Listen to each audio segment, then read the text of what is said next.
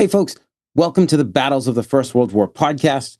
Joining us today is U.S. Army Lieutenant Colonel, retired, Richard Wasserman, here to discuss his dissertation turned book titled The War to End All Wars, New Jersey's Role in World War I. So, from the Brookline Books website, quote, a concise history revealing New Jersey's vital industrial, military, and civilian contributions to America's World War I effort. During World War I, New Jersey played a prominent role in the manufacturing of war-related munitions, created the infrastructure necessary to train and mobilize troops, and supplied a portion of the manpower necessary to fight overseas. Without the support of New Jersey's industrial base, the war effort of the United States may very well have failed. Over 140,000 New Jerseyans served during the war, and the state was home to 38 military installations by the end of the war, including Camp Dix. Troops from New Jersey included National Guard units activated and assigned to the 29th Division that trained at Camp McClellan, Alabama, and National Army soldiers, draftees, assigned to the 78th Lightning Division that trained at Camp Dix. Women, too, underwent training in New Jersey in preparation to serve in the Army Signal Corps, while women from the state volunteered to serve with aid organizations, including the Red Cross, and raised money for the war effort. In the post-war years, over 160 monuments were constructed across New Jersey to memorialize the war dead and honor the veterans who served in the Great War, including several of the famous Spirit of the American Doughboy statues produced by E.M. Viquesny. I hope I got that last name right. I apologize if I've messed that up. Also, just going to do a quick note by me here. So, just so happens my older daughter lives in New Brunswick. And yes, right up the road from her apartment, there's a Doughboy statue right there. So, I was actually there just like 3 weeks ago. And I always give him a nod when I drive by him. So, this book will, for the first time, reveal the full extent of New Jersey's pivotal role in America's war effort during the Great War, and will shed light on prominent figures and their connections to New Jersey, such as Dr. Fred Albee, the father of bone grafting, Cecil Dorian, the first American female war reporter in World War I, Amabel Roberts, the first American nurse from New Jersey to die during the war in France, and Lillian Marks, who danced and sang in Newark during war support donation events, end quote. Okay, and now here's a little about Dr. Wasserman as well. Quote, Richard A. Wasserman was born in New Jersey, served in the Army Reserve and National Guard for nearly 40 years. His military awards include the Bronze Star Medal, Meritorious Service Medal, Joint Service Commendation Medal, and Combat Action Badge. He graduated from Middlesex County College and has a BA in economics from the University of Washington, as well as a master's degree from the New School. He also earned a doctorate from Drew University. He has researched New Jersey's role in World War I for 10 years, end quote. So, last bit here. I've got to say, Rich joined the Lost Battalion Tour's summer 2023 tour, and because of his attendance, we tailored the tour to visit the ravine where Captain William Redden's B Company, 114th Infantry, was decimated in the Bois Dormont in October 1918. It was a real pleasure to bring Rich out there so he could see the terrain and further understand how this small corner of the Meuse-Argonne offensive unfolded. Also, during the 2024 Society for Military History's conference in Washington, D.C., Rich and Dr. Frank Blazich were two familiar faces amongst the hundreds of attendees. I have to say, it was a real comfort to see Rich and attend several lectures with him. That was really nice to see you there, man. So I'm excited to talk about New Jersey and World War I and the work that went into creating this book. And I'm sure Dr. Wasserman here is going to tell us that writing a book is easy, there's no problems. I mean, anybody can do it, and it takes no time at all, and probably very little research as well. So, Dr. Wasserman, thank you for coming on the podcast this evening. All righty. Well, hey, Mike, thanks for that great introduction. I really appreciate it. Just as it's great to be on here with you.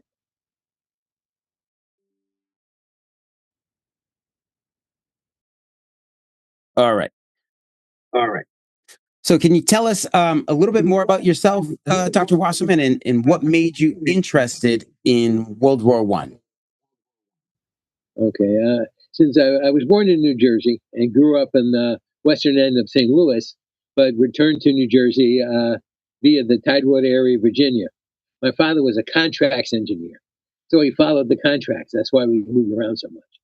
He was not a real military person, although he was in the Navy during the Korean War, but never left the Brooklyn Navy Yard. But I moved around a whole lot on my own in college and finished my bachelor's degree at the University of Washington in 1979, as he talked about a little bit. My master's degree in 85, and I finished my doctorate 2 years ago in 2024. I enlisted in the Army Reserve in 1974 and was on active federal service for over 38 years, 10 of which was as an enlisted soldier, and over 28 years as an officer. I had combat tours in Iraq, Afghanistan, Kuwait, and Saudi Arabia. I retired as a lieutenant colonel in 2012. Growing up, I became interested in the Army from watching the TV show Combat. Because it was, I don't know, I fell in love with it. And kids don't play Navy. Growing up, they play Army. True. I was interested in World War I off and on, and I purchased a Brody helmet at the Flemington Flea Market when I was in high school. So I had a constant reminder of the war. After looking at all the information in movies about World War II and next to nothing on World War I, even though World War I had and still does have a greater effect and impact on current events than World War II does. An example is the Middle East because of the Sykes-Picot agreement, as an example, where the British and French just made up new countries out of nothing and forgot about the people who live there, and we're paying for that today. Right. And I was drawn to what New Jersey did during the war because, being New Jersey born, I'm proud of my state and want to help prove that it's more than just the New Jersey Turnpike between New York City and Philadelphia. And even though we just passed the World War I centennial in 2018, there's been very little written on the subject. So there's so much more information out there waiting to be brought to light. All right. So, of course, you worked on this project for a decade, and you just told us a little bit about what drew you to tell New Jersey's story. So I think we'll move right into what did New Jersey provide to the World War I effort? Okay, New Jersey provided so many resources to the war effort for World War I. This was one of the main reasons for writing my book.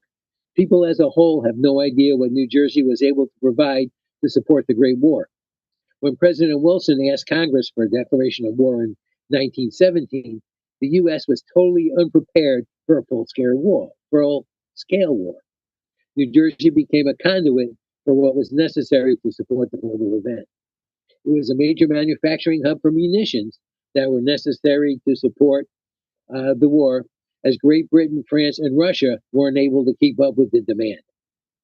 Camp Merritt became a clearinghouse for servicemen going to and returning from the war. What became Camp Dix was farmland that was selected to build a training center that was to provide a portion of the National Army, which was made mostly of draftees, just to name a few.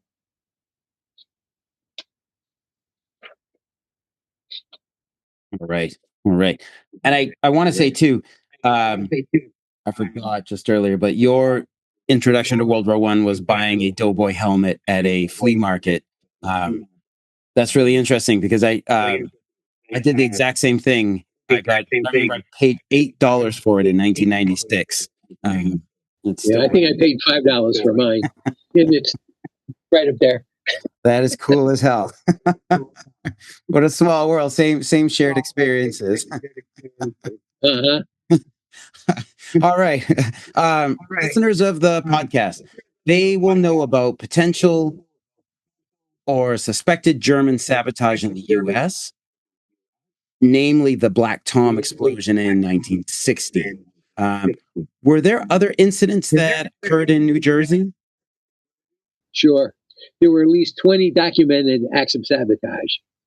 The first was on January 1st, 1918 in Trenton. Roebling Wireworks was first and was attacked twice. If the name Roebling sounds familiar, it's because he designed and built the Brooklyn Bridge. He died during its construction and it was completed by his son. If you notice, if you look at a picture of the Brooklyn Bridge, there's all these big, really big wire cables suspended, holding it up. Well, guess where all that wire was made from? The Roebling Wireworks. No, what a coincidence. Many facilities with the name DuPont experienced destruction prior to the U.S. entry into the war. As an aside, the DuPont plants also, since then, have been environmental cleanup sites for many years. It's because the chemicals that they used ended up leaching into the ground, and they spent many years trying to repair the damage that they did. Also, more than a few merchant ships experienced fires caused by fire bombs or pipe bombs while they were underway. A firebomb factory was actually discovered in Weehawken, but all of this sabotage stopped after the war was declared because these guys didn't. Because once the war started and you do sabotage, well, then chances of you getting facing the wrath of the government would be pretty good, meaning you would be executed. Interesting, right? So as soon as the war started, all that stopped, and the German saboteurs went home or back to Germany. Wow. All right. Incredible. Tell us about the life of Fort Dix, New Jersey. Sure. Well, the location that was to be Camp Dix was selected by engineers looking for a suitable location to support the training of a national army, which was for primarily recruits from the New York, New Jersey, Delaware, and Pennsylvania area that were to become units of the 78th Division. It was selected because it was a nice flat area with easy access to the ports of Philadelphia and New York. But as we mentioned earlier, it was just a piece of farmland. So everything needed to be built from scratch. On June 19th, 1917, the first civil engineers arrived and were required to provide basic requirements such as electrical and plumbing, sewer systems, wells had to be dug, railroad had to be built, regular roads had to be constructed, telephone lines run, just to name a few. The firm of Irwin and Layton hired 7,000 men to build the camp. According to the Camp Dix News, a complete water system for 40,000 people was installed in 30 days. Also, there are pictures of complete barracks buildings being constructed in a single day, as long as it was light. 30 million feet of lumber was on order and provided by the government to produce the camp. And also, when there's wood, a fire department is also required. And soldiers in small numbers started arriving in the middle of August. And by the middle of September, a majority of the camp was fully functional. Oh. And Fort Dix, sorry, is it closed now? No, it's not a basic. It stopped being a basic training center. I think in around 1980, and right now it's well, I guess it's a reserve base. And although it's probably almost as busy now from units coming in and training, going out to the ranges and things, so it's still a pretty busy place. Oh, interesting. Okay, so it survived the 1990s drawdown. Yeah. Super cool. Okay. At one point, when they were doing the drawdown, there was a debate between closing McGuire and closing Plattsburgh in upstate New York. And then the government realized, geez, Plattsburgh in the winter. So they kept McGuire. Makes sense. Yeah. Right. All right. So it was known to me that half of the 29th Division was made up of New Jersey National Guard units federalized for the war. But I have to say, I did not realize the 78th Division was partially staffed by New Jersey draftees. So New Jersey men served in other AEF units as well. And can you tell us about some of New Jersey's more notable soldiers and sailors? All right. Yeah, there are several noticeable soldiers, one Marine and one sailor from New Jersey. There were 8 Medal of Honor winners from Jersey. There was one sailor, Lieutenant Commander James Jonas Madison, who lived till he was born in 1884 and lived till 1922. He was born in Jersey City and was a remarkable naval hero of the First World War. He was awarded the Medal of Honor for his extreme courage while commanding a heavily outgunned vessel at sea. He was commander of the USS Ticonderoga, which was a troop ship. Okay. And what happened with them is in September 1918, it was a German cargo ship, troop ship too, which was converted into the naval transport. And September 30th, 1918, the ship fell behind the convoy due to engine trouble and was ambushed in the open sea Atlantic by the German submarine U-152. The submarine's gunners opened fire from about 500 yards away and targeted the bridge. Madison was severely wounded in the opening minutes of the battle, suffering catastrophic injuries to his leg. Refusing to leave his post or yield to his wounds, Madison ordered his crew to tie or place him in a chair on the bridge so he could still be commanding. From this chair, bleeding heavily, he continued to direct defensive gunfire and maneuver the ship for nearly 2 hours to protect his men and avoid torpedoes. The fight was ultimately a losing battle. The ship heavily ablaze and its guns knocked out. Madison finally gave the order to abandon ship. Immediately after giving the order, Madison passed out from severe blood loss. He was lowered into the single remaining lifeboat. Out of 236 people on board, Madison was only one of a dozen survivors to escape the sinking vessel. They drifted for 4 days in the open ocean before being rescued by a British steamer. 2 of the other crew were taken aboard the U-boat, U-152. And that's pretty much the story. Due to his injuries, he was retired from the Navy in 1920 and spent a majority of his remaining days in Brooklyn Naval Hospital undergoing a whole bunch of operations, including the amputation of his leg. Oh, wow. He passed away on Christmas Day, 1922, at the age of 38. Mm. In 1940, the destroyer USS Madison was named in his honor. And he's buried in Fairview Cemetery here in New Jersey. Wow, incredible. Okay. So that's the Navy guy. Should we talk about a Marine now? Yeah, Okay. please. Gunnery. Oh, okay. Great. Gunnery Sergeant Fred Stockham, 1881 to 1918, was a Marine assigned to the 96th Company, 2nd Battalion, 6th Marine Regiment, and he's celebrated for one of the most selfless acts of bravery in U.S. military history. Although born in Detroit, he had no surviving family, so he was raised by a foster mother in York. Before his final reenlistment, he lived in Belleville and worked as a local firefighter. During the Battle of Bellewood in France, that's the famous Battle of Bellewood, on the night of June 13th through 14th, Stockham's unit was subjected to a terrifying concentrated bombardment of high explosive and deadly mustard gas shells. Stockham noticed a severely wounded comrade whose gas mask had been shot away and shredded by artillery shrapnel.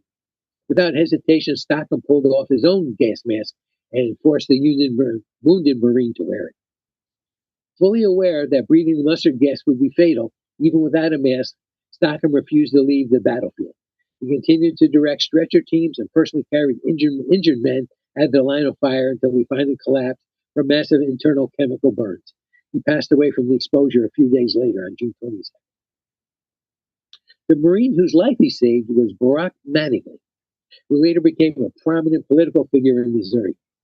Stockham's company commander, future Marine Corps Commandant Clifton Cates put an immediate recommendation for the Medal of Honor, but the paperwork was lost. The campaign for recognition. Decades later, Cates and Mattingly spearheaded a relentless campaign to get Stockham recognized. Congress passed a special joint resolution to waive the statute of limitations, and President Franklin Delano Roosevelt posthumously awarded Stockham the Medal of Honor on December 21st, 1939. Because Stockham had no living family to accept the medal, it's been placed in care of the Smithsonian Institute. Stockham was originally buried in France, but his remains were returned to the United States in 1920. An interesting story about this was he was buried in Hollywood Cemetery in Union, New Jersey, which is not too far from my house, actually. Okay. Alongside the foster mother who raised him. Because he had no blood relatives, his grave sat entirely unmarked for nearly 60 years. In 1979, local New Jersey veterans tracked down the exact plot via old cemetery records and finally had the Veterans Administration place a proper military headstone at his final resting place. And I'm kind of familiar with that because I found an unmarked grave of a soldier from New Jersey. Corporal Frank A. Meath was killed on October 12, 1918 in the Meuse Argonne. He was buried in Holy Sepulchre Cemetery, East Orange, which is also a few, not too far away from here. And I found his gravesite and petitioned the VA, and they made a stone. And several months ago, they put it down. We're waiting for an appropriate time to do a little ceremony. That's incredible. That's incredible. So that was part of, well, thank you. That was part of my came up as part of my research. Of the 8 winners, 3 were Jewish. First Sergeant Benjamin Kaufman from Trenton, Sergeant William Salvelson from Newark, and Sergeant William Shaman from Bayonne. You want to hear about one of those guys? Okay. I did, just real quick, I did an episode on William Shaman back in the fall. Oh, nice. Yeah, incredible guy. All right, so Sergeant William Salvelson was from Newark and was possibly awarded the Medal of Honor for his actions in World War I. On October 26, during the Battle of Grand Pré in France, Salvelson performed a legendary act of selflessness. He heard a wounded comrade stranded in a distant shell hole calling out for water. So he made a trip, leaving the shelter of his own, the safety of his own shelter. He crawled through heavy, direct enemy machine gun fire to reach the man and gave him all the water he had in his canteen. Well, he made the ultimate sacrifice. Determined to help further, he crawled way back to another shell hole to get more water. As he returned to the wounded soldier a second time, he was fatally struck by a machine gun bullet. He received the Medal of Honor posthumously presented to his father at Governor's Island in New York. A VFW post in Harrison, New Jersey, was officially named in his honor.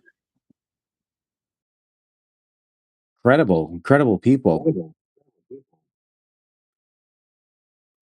Rich, how many casualties did New Jersey suffer during World War I? Well, it turns out 3,427 men lost their lives during World War I through illness, injury, or military action.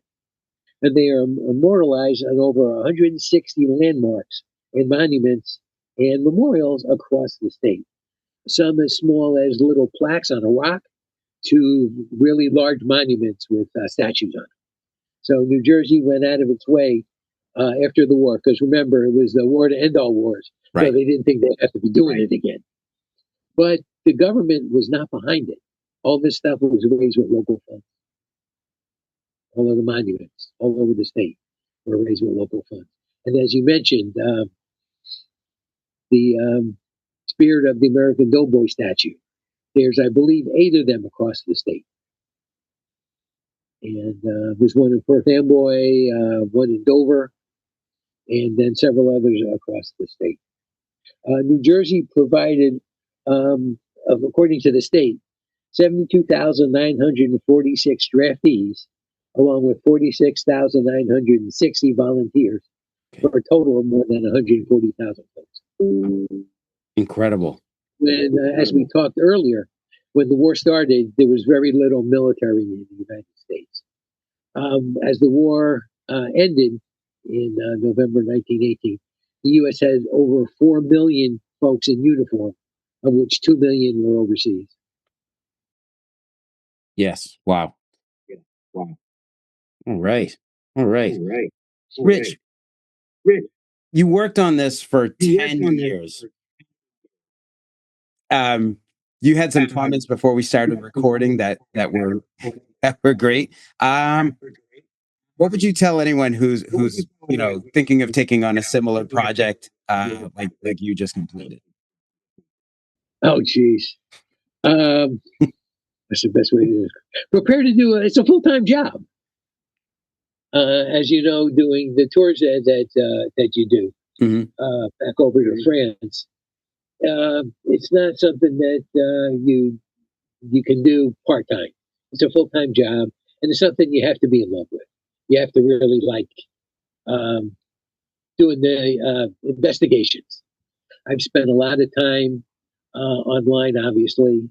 I spent a lot of time in cemeteries, something I hadn't initially figured I'd be doing. In Essex County, in one of the cemeteries, not too far from my house, they have a area for World War One veterans, and a lot of them died in the 1920s. Yeah. So, although they didn't die in combat, they're basically died because of the war. Right. Maybe injuries from gas. More than half of the deaths, American deaths in World War One, were because of things related to gas or illness. Again, the Spanish flu took out a lot of folks, both here in the United States and over in France. And one thing that we haven't talked about yet that I find real interesting was the government paid for widows and mothers to visit their sons' graves, or they offered them the opportunity to go over to France at government expense. Now think about this: government expense. It cost about $575,000. $575 to send somebody over in 1930. The average salary, annual salary, in that time frame, the early 30s, was about $1,500. Okay. And that's for white families. They didn't start keeping track of black families until 1940. So the best guess is about the average annual salary for a black family was half of that in 1930. And the NAACP was trying to talk the black families out of going because it was segregated trips. Right. The black families were treated as well, but the accommodations weren't as great. They weren't terrible. It's not like they put them in a rowboat or anything, sending them over there. But it was comfortable. I have pictures of it. And at the last SMH, I gave a presentation about it. Oh, interesting. As it was, 12 women from New Jersey, or black women from New Jersey, actually made the pilgrimage. And one of the families that I'm looking at, the Harden family, the mother went because one of her sons died overseas and is buried overseas. So she was able to go. She had two other sons that I'm aware of. There might even been another one that served. One died at Fort Dix, and I'm still looking to find out where he was buried. And another one came home and passed away here. So it's just an interesting story. And they're from South Jersey, a little town called Haleyville, which until I started looking, I had no idea, never heard of it. It's down by Vineland, if you're familiar with Jersey, closer to Pennsylvania. Oh, incredible. So it's really interesting. The more you look at it, the more you'll find. And I have enough information for another book. I got a whole box full of stuff over here I haven't used yet. And it won't be a continuation, I don't think, of this first book, but it'll be more like a highlights of interesting individuals, and there's many that were involved with the war. Another interesting family is the Shoemakers. Okay. They had two sons who were officers. They were from Bridgeton, Missouri, New Jersey, and one was a pilot, and he actually crashed into another plane and hit the ground and died a little while after that. And another son was killed around October 12th, 1918, in the Meuse Argonne, in the same area which we looked at. Okay. And they had to request special dispensation to have them buried next to each other in France. Right. And that's just one of the stories. There's a bunch more. Wow. So I was going to ask if you were interested in going through the process of writing another book, but clearly you are. So for listeners out there, like again, it's I think you have to have a real passion for the subject, a willingness to go down rabbit holes, and but it seems enormously satisfying. Huh?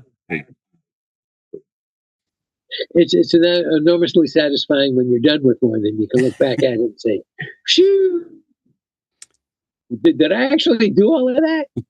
Because it's funny. About 2 weeks ago, Brookline, the publisher, was having their 25th anniversary party. So we went. My wife and I went to Pennsylvania to participate, and they actually got in the mail 6 copies of my book. So it was the first time I actually got to touch it. Nice. And my wife made a little video holding the book doing a little dance. That's awesome. Which she put on her Facebook page, which I got a real kick out. That's awesome. That's super cool. Oh, fantastic. All right. So just closing here, folks, the book is The War to End All Wars, New Jersey's Role in World War I, and it is newly released. It's a great read and a welcome addition to the dedicated World War I student or casual reader's shelf. Dr. Wasserman, thank you so much for coming on the podcast. My pleasure. And it's great to be here. I really appreciate having the chance to talk with you about this. We haven't really had that much chance to talk in a while. Yeah, absolutely. Absolutely. It's great to have you on. Yeah. And your next book too, like doors always open for you. Right. Thank you so much. I really appreciate it.